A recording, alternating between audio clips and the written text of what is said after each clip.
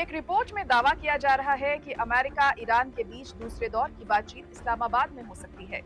America और Iran ने 18 जून को वेस्ट एशिया में अमन बहाली करने के मकसद से एक समझौते पर साइन किए थे। इसके बाद 21 जून को स्विट्जरलैंड में पाकिस्तान और कतर की मध्यस्थता में तकनीकी स्तर की बातचीत हुई थी।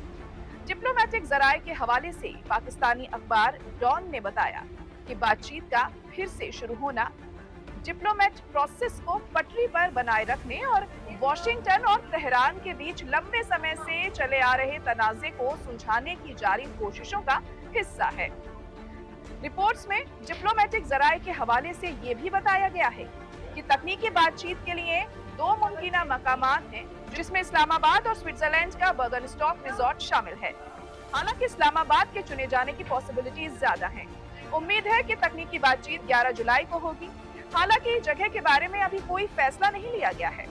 जराये के हवाले से ये भी बताया गया कि बातचीत ईरान के न्यूक्लियर प्रोग्राम, पाबंदियों में नरमी और बैरून मुल्क में फ्रीज की गई ईरानी प्रॉपर्टी पर होगी। बातचीत में इलाकाई सिक्योरिटी के मसाइल पर भी बात होने की उम्मीद है, जिसमें हॉर्मुज स्ट्रेट में स्टेबिलिटी बनाए रखने की कोशिशें शामिल हैं।